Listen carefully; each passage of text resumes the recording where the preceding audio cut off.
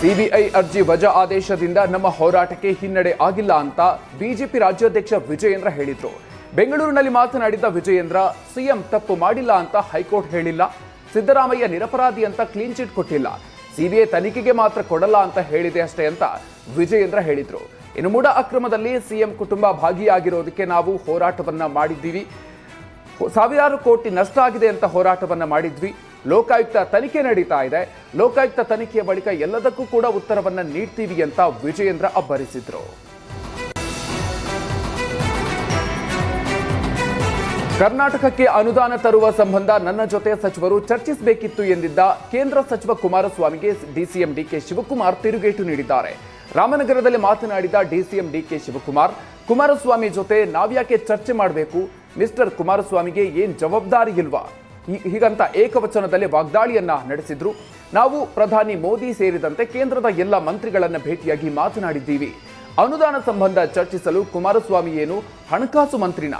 ಕುಮಾರಸ್ವಾಮಿಗೆ ವೈಯಕ್ತಿಕ ಹಿತಾಸಕ್ತಿಯೇ ಹೆಚ್ಚು, ಕರ್ನಾಟಕ ಬಗ್ಗೆ ಕುಮಾರಸ್ವಾಮಿಗೆ ಆಸಕ್ತಿ ಇಲ್ಲ ಅಂತ ಡಿಕೆ ಶಿವಕುಮಾರ್ ಆಕ್ರೋಶವನ್ನ ಹೊರಹಾಕಿದ್ರು. ನವೆಂಬರ್ ಬಳಿಕ ಸಿಎಂ ಸಿದ್ದರಾಮಯ್ಯ ಬದಲಾಗ್ತಾರೆ ಎಂದಿದ್ದ ವಿಪಕ್ಷ ನಾಯಕ ಆರ್ ಅಶೋಕ್ಗೆ ಡಿಸಿಎಂ ಡಿಕೆ ಶಿವಕುಮಾರ್ ಮತ್ತೆ ಟಾಂಗ್ ಕೊಟ್ಟಿದ್ದಾರೆ. ರಾಮನಗರದಲ್ಲಿ ಮಾತನಾಡಿದ ಡಿಕೆ ಶಿವಕುಮಾರ್, ಆರ್ ಅಶೋಕ್ ಜ್ಯೋತಿಷ್ಯ ಕಲಿತಾ ಇದ್ದಾರೆ ಅಂತ ಕೇಳಿ ಸಂತೋಷ ಆಯಿತು. ನಾನು ಈ ಹಿಂದೆಯೇ ನನಗೂ ಕೂಡ ಜ್ಯೋತಿಷ್ಯದ ಚಟ ಇದೆ ಅಂತ ಹೇಳಿದ್ದೆ. ಆರ್ ಅಶೋಕ್ ಟೈಮ್ ಕೊಟ್ರೆ ನಾನು ಹೋಗಿ ಭವಿಷ್ಯವನ್ನ ಕೇಳ್ಕೊಂಡು ಬರ್ತೀನಿ ಅಂತ ಡಿಕೆಶಿ ಲೇವಡಿ ಮಾಡಿದ್ರು. ಸರ್ಕಾರದ ಮೈಕ್ರೋ ಫೈನಾನ್ಸ್ ಸುಗ್ರೀವಾಜ್ಞೆಗೆ ರಾಜ್ಯಪಾಲರು ತಣ್ಣೀರೆರಚಿದ್ದಾರೆ. ರಾಜ್ಯಪಾಲ ಥಾವರ್ ಚಂದ್ ಗೆಹ್ಲೋಟ್ ಸುಗ್ರೀವಾಜ್ಞೆಗೆ ಅಂಕಿತ ಹಾಕದೆ ವಾಪಸ್ ಕಳಿಸಿದ್ದಾರೆ.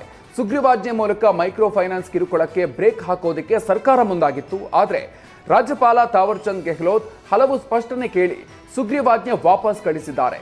ಸುಗ್ರೀವಾಜ್ಞೆಯಲ್ಲಿ ಸಾಲ ಪಡೆದವರ ರಕ್ಷಣೆಗೆ ಮಾತ್ರವೇ ಗಮನ ಹರಿಸಲಾಗಿದೆ. ಸಹಜ ನ್ಯಾಯದ ಅಡಿಯಲ್ಲಿ ಸಾಲ ಕೊಟ್ಟವರಿಗೆ ರಕ್ಷಣೆ ಕಾಣಿಸ್ತಾ ಇಲ್ಲ. ಸುದೀರ್ಘ ಅವಧಿಯಲ್ಲಿ ಇದು ಮಾರಕ ಆಗಲಿದೆ. ಮೈಕ್ರೋ ಫೈನಾನ್ಸ್ ಸಂಸ್ಥೆಗಳು 3 ಲಕ್ಷ ರೂಪಾಯಿಗಿಂತ ಜಾಸ್ತಿ ಸಾಲ ಕೊಡೋದಿಲ್ಲ. ನೀವು 5 ಲಕ್ಷ ರೂಪಾಯಿ ದಂಡ ಹೇಗೆ ಹಾಕ್ತೀರಾ ಅಂತ ಪ್ರಶ್ನೆ ಮಾಡಿದ್ದಾರೆ. ಸಾಲ ಪಡೆಯುವವನ ಬಳಿ ಏನು ದಾಖಲೆ ತೆಗೆದುಕೊಳ್ಳಬಾರದು ಅಂತ ಹೇಳಿದ್ದೀರಾ, ಆದರೆ ಇದು ಸರ್ಕಾರಿ ಸಂಸ್ಥೆಗಳ ಸಾಲದ ಮೇಲೆ ಅನುಸರಿಸಬೇಕಾದ ಪರಿಸ್ಥಿತಿ ಎದುರಾಗಬಹುದು ಅಂತ ರಾಜ್ಯಪಾಲರು ಪ್ರಶ್ನೆ ಮಾಡಿದ್ದಾರೆ.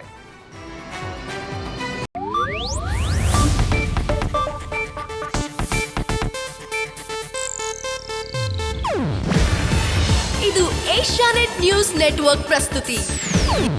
ನೀವು ನೋಡ್ತಿದ್ದೀರಾ ಏಷ್ಯಾನೆಟ್ ಸುವರ್ಣ ನ್ಯೂಸ್.